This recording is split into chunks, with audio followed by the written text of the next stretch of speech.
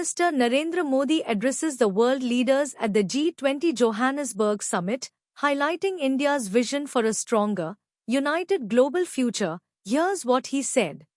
Excellencies, natural disasters मानवता के लिए बहुत बड़ी चुनौती बने हुए हैं। इस वर्ष भी प्राकृतिक आपदाओं ने दुनिया की बहुत बड़ी आबादी को प्रभावित किया है। इससे स्पष्ट है कि प्राकृतिक आपदाओं से निपटने के लिए ग्लोबल कोऑपरेशन को हमें और मजबूत करना होगा। इसी सोच के साथ भारत ने अपनी G20 प्रेसिडेंसी के दौरान disaster risk reduction working group की स्थापना की थी। इस महत्वपूर्ण एजेंडा को प्राथमिकता के साथ आगे बढ़ाने के लिए मैं साउथ अफ्रीका को बधाई देता हूं। फ्रेंड, डिजास्टर रेजिलियंस को लेकर हमारी अप्रोच रिस्पॉन्स सेंट्रिक से भी आगे डेवलपमेंट सेंट्रिक होनी चाहिए। कोalition फॉर डिजास्टर रेजिलिएंट इंफ्रास्ट्रक्चर की स्थापना के पीछे भारत की यही सोच थी।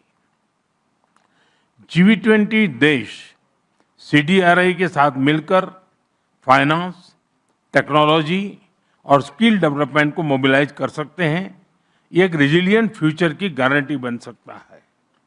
फ्रेंड्स, भारत का ये भी मानना है कि स्पेस टेक्नोलॉजी से पूरी मानवता को लाभ हो। इसलिए Bharat G20 open satellite data partnership का सुझाव सामने रख रहा है।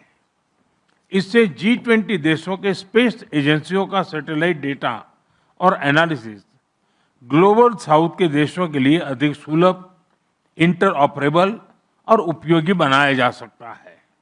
फ्रेंड्स, ग्लोबल ग्रोथ के लिए सस्टेनेबिलिटी और क्लीन एनर्जी जरूरी है। ये सुनिश्चित करने के लिए क्रिटिकल मिनरल्स का बहुत बड़ा रोल है। ये मानवता की साझी संपदा है। इसलिए Bharat G20 critical minerals circulatory initiative का प्रस्ताव रखता है।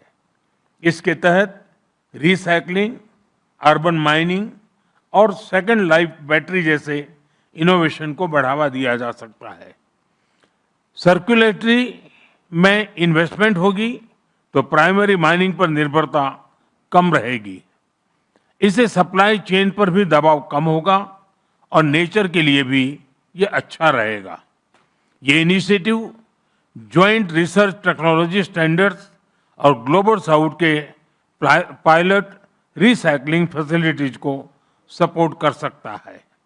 फ्रेंड्स, नई दिल्ली G20 समिट के दौरान हमने संकल्प लिया था कि 2030 तक रिन्यूएबल एनर्जी को 3 गुना और एनर्जी एफिशिएंसी रेट को 2 गुना करेंगे।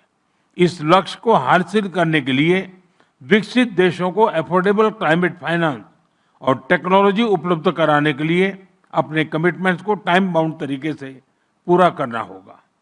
फ्रेंड्स, क्लाइमेट चेंज और अन्य चुनौतियों के कारण हमारे एग्रीकल्चर सेक्टर और फूड सिक्योरिटी पर खतरा और गंभीर होता जा रहा है। कई देशों में किसानों के लिए फर्टिलाइजर्स, टेक्नोलॉजी, क्रेडिट, इंश्योरेंस और मार्केट एक्सेस की चुनौती बढ़ती जा रही है।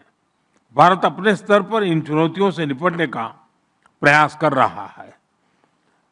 भारत में हम विश्व का सबसे बड़ा फूड सिक्योरिटी और न्यूट्रिशन सपोर्ट प्रोग्राम चला रहे हैं। विश्व का सबसे बड़ा हेल्थ इंश्योरेंस प्रोग्राम और सबसे बड़ी फसल बीमा योजना भी भारत चला रहा है। हम श्री अन्न यानी मिलेट्स पर बल दे रहे हैं, जो पोषण और पर्यावरण दोनों के लिए सुपर फूड है। दिल्ली G20 के दौरान इन सभी विषयों पर हमने Deccan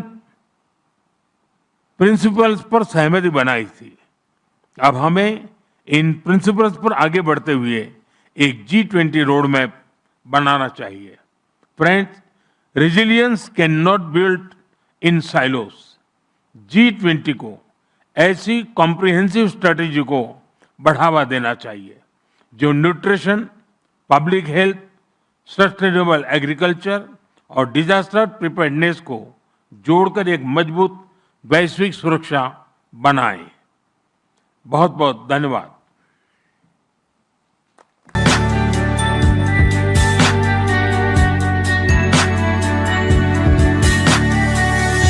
You are watching Travel World Online.